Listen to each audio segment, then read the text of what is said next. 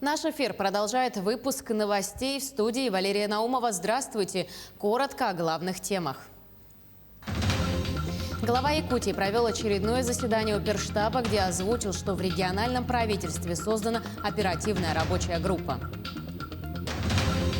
В Нерюнгринском районе ухудшилась ситуация, связанная с укусами клещей. В сравнении с прошлым годом пострадавших в 2 раза больше. Сегодня во всем мире отмечают День коренных народов мира. В рамках праздника организована выставка народных мастериц республики.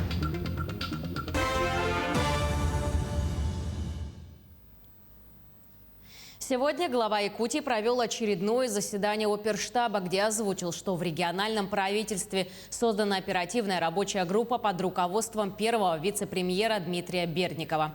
Сегодня он выехал в Горный Улус для решения вопросов по дальнейшему обустройству территории села Бяскёль и восстановлению жилых домов пострадавших семей.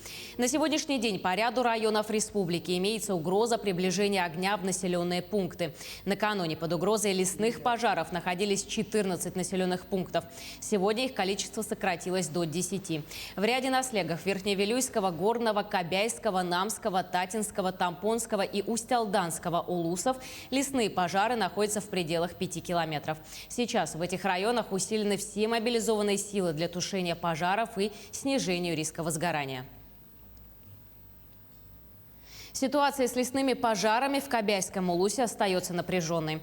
Сложная обстановка сложилась в райцентре. В поселке Сангар накануне пожар пошел верховым, благо удалось удержать. Сегодня ночью работали 147 человек. Это добровольцы и специалисты экстренных служб.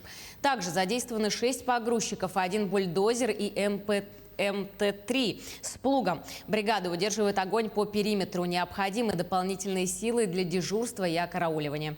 Ежедневно сбор добровольцев проводится в администрациях района и поселках.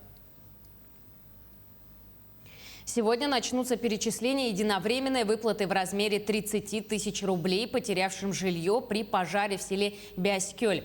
Ранее глава Якутии поручил составить списки пострадавших и выделить средства из резервного фонда. Материальная помощь окажется каждому члену семьи, утратившему жилье вследствие пожара. Средства предусмотрены для приобретения товаров первой необходимости. Вчера, 8 августа 2021 года, главой республики принято решение о предоставлении материальной помощи каждой пострадавшей семье села Бяскёль Горного района вследствие пожара, утратившей жилье, на приобретение товаров первой необходимости в размере 30 тысяч рублей на каждого члена семьи. То есть, к примеру, если семья состоит из 5 человек, то, соответственно, сумма составит 150 тысяч рублей. Материальная помощь будет предоставляться с сегодняшнего дня, то есть 9 августа, через Управление социальной защиты населения Горного района по спискам, которые будут предоставлены администрации района. Кроме того, по линии Министерства труда и социального развития Республики Саха-Якутия в соответствии с действующими порядками предусмотрена материальная помощь для малоимущих семей, оказавшихся в трудной жизненной ситуации. Помощь осуществляется также через Управление социальной защиты населения Горного района, и размер выплат будет зависеть от состава семьи. Кроме того, пострадавшим гражданам пожилого возраста и гражданам с инвалидностью будут предоставлены услуги реабилитации. В частности, Республиканский центр комплексной реабилитации инвалидов в городе Якутске готов принять первых граждан уже с сегодняшнего дня. Также Министерство по физической культуре и спорту Республики Саха-Якутии оказывает поддержку пострадавшим от лесных пожаров в Горном Улусе. В Бердигистях были высланы спальные инвентари и постельные принадлежности.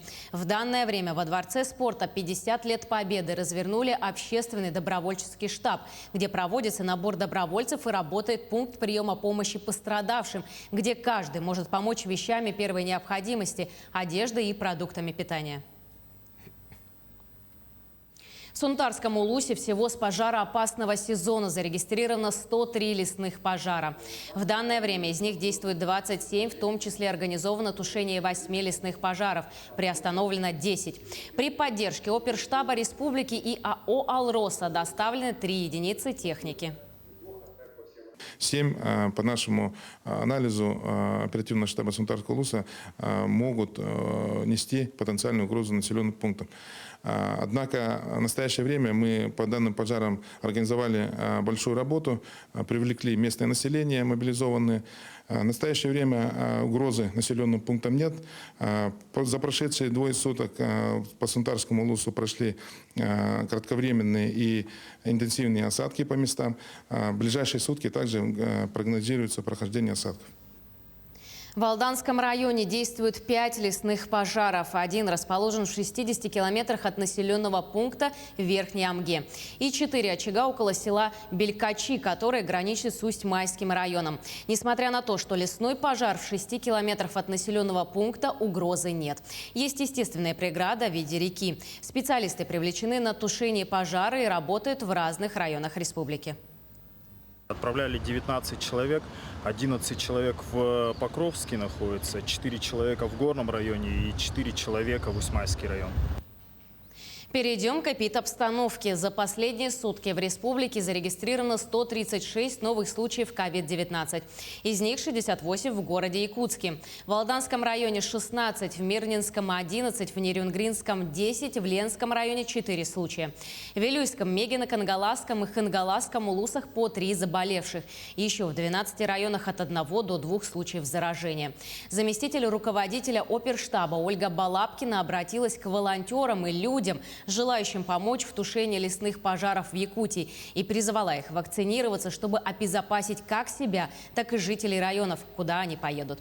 Также она напомнила, что 15 августа – крайний срок вакцинации для граждан, для которых она по постановлению Роспотребнадзора является обязательной. На территории республики уже поступило 307 055 доз вакцины. На настоящий момент есть доступны без дефицита вакцина «Спутник», ВИ и «Спутник Лайф» практически в каждом муниципальном образовании. Значит, исходя из транспортной логистики, есть ряд районов, в которые она еще не доставлена. Там мы приглашаем наши поликлиники для записи. И тем не менее хочу обратить ваше внимание, что сегодня у нас 91,2% от общего объема вакцины использовано. Соответственно, речь идет о том, что сегодня вакцина в республике есть. Приглашаем вас на вакцинальные пункты. К другим темам. В прошлом году в Нерюнгринском районе был зарегистрирован 31 укус клеща. Из них 11 случаев завозные. В этом году ситуация ухудшилась, и пострадавших уже вдвое больше. На сегодняшний день зарегистрировано 58 укусов клещей, из них 13 у детей. Практически все укусы местные, завозных менее 10. Из 41 обследованного клеща 5 имеют подтверждение носительства клещевого энцефалита и клещевого боррелиоза. Специалисты Роспотребнадзора напоминают, что заболевание можно предупредить с помощью профилактики. Применение специальных защитных костюмов или закрытой одежды, использование репеллентов, тщательного осмотра тела и одежды после посещения зеленых зон. Самой эффективной мерой профилактики остается вакцинация. В Нерюнгринском районе действует пункт приема клещей в Центре гигиены и эпидемиологии.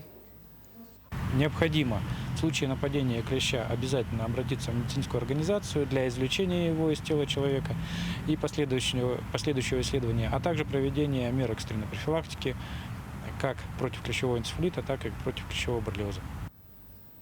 Сегодня во всем мире отмечают День коренных народов мира. Этот праздник официально начали отмечать с 1994 года. В настоящее время общая численность коренных народов на планете составляет примерно 370 миллионов человек, которые живут более чем в 90 странах и представляют множество языков и культур.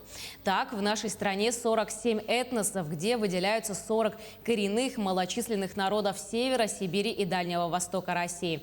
Они компактно проживают более чем в 30 субъектах России, более чем 65% из них в сельской местности. И вот сегодня в рамках этого дня в Доме дружбы имени Кулаковского открылась выставка-продажа народных мастериц республики. Выставка продлится 2 недели. Сегодня состоялось открытие выставки, межрегиональной выставки, которая называется «Мир Арктики». Эта выставка посвящена Дню коренных народов. Сегодня у нас участвуют 33 мастера из 14 районов Республики Саха-Якутия, а также других регионов Российской Федерации. И самые лучшие работы будут участвовать уже в международной выставке «Сокровища Севера», которая ежегодно проводится в городе Москве. К этому часу это вся информация. Мы следим за развитием событий. Оставайтесь с нами.